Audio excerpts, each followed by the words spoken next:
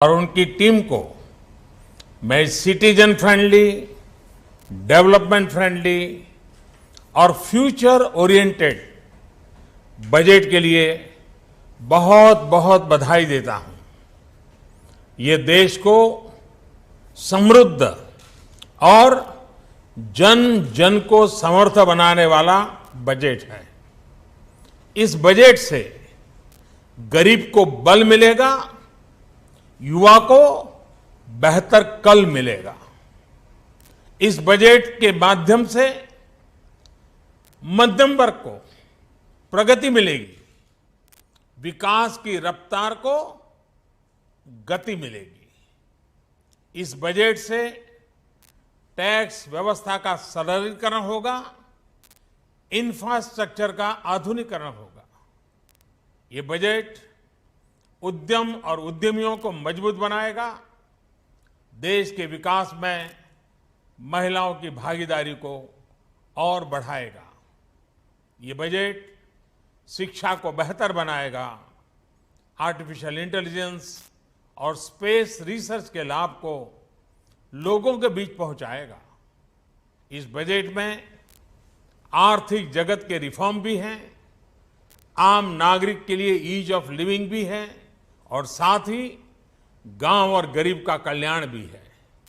ये बजट एक green budget है जिसमें पर्यावरण, इलेक्ट्रिक मोबिलिटी, सोलर सेक्टर पर विशेष बल दिया गया है।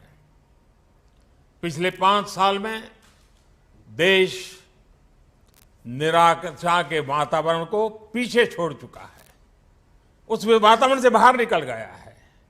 आज देश उम्मीदों से भरा हुआ है, आत्मविश्वास से भरा हुआ है। बिजली, गैस, सड़क, गंदगी, भ्रष्टाचार, वीआईपी कल्चर,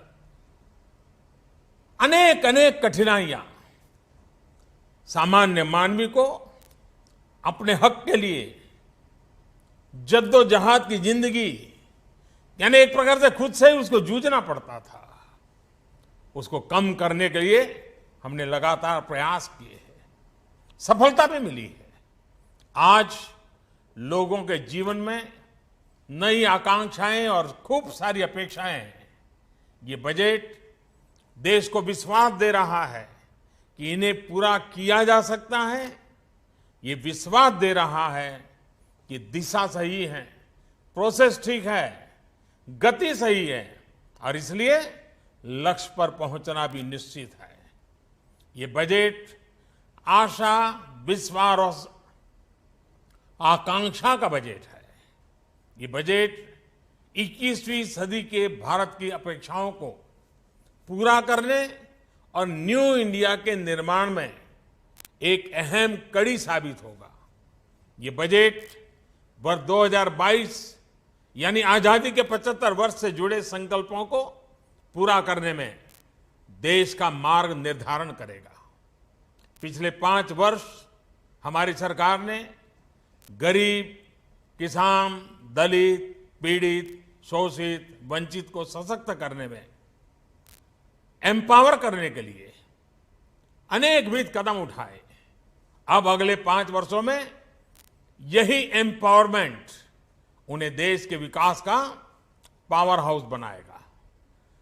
$5 ट्रिलियन इकोनॉमी यानी कि 5 लाख करोड़ डॉलर की अर्थव्यवस्था के सपनों को पूरा करने की ऊर्जा देश को इसी पावर हाउस से मिलेगी। बजट में कृषि क्षेत्र में स्ट्रक्चरल रिफॉर्म के लिए नई योजनाओं का ऐलान किया गया है।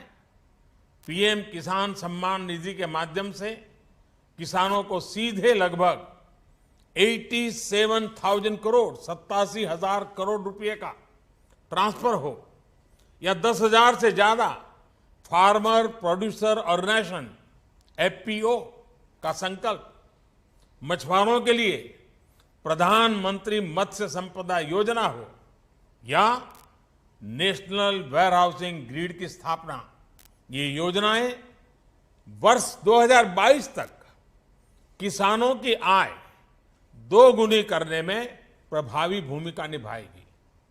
ग्रामीण अर्थव्यवस्था में निवेश बढ़ाने से गांव में ही रोजगार के नए अवसर भी बढ़ेंगे। जनशक्ति के बिना जल संचय संभव नहीं है।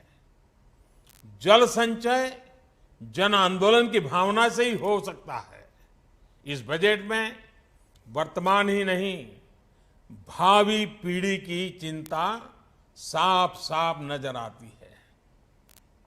स्वच्छ भारत मिशन की तरह हर घर जल का अभियान देश को जल संकट से निपटने के लिए पूरी तरह सक्षम बनाएगा। बजट में लिए गए फैसले अगले दशक की नींव मजबूत करने के साथ ही नौजवानों के लिए नई संभावनाओं के द्वार खोलेंगे। ये बजट आपकी अपेक्षाओं का, आपके सपनों का, आपके संकल्पों का भारत बनाने की दिशा में एक ऐतिहासिक कदम है। मैं कल काशी में इस विषय पर विस्तार से बातचीत करने वाला हूं, लेकिन आज मैं फिलहाल फिर एक बार वित्त मंत्री और उनकी पूरी टीम को बहुत बहुत बधाई देता हूं और भारत के सभी नागरिकों को उज्जवल भविष्य के लिए अनेक अनेक शुभकामनाएं देता हूं। बहुत बहुत धन्यवाद।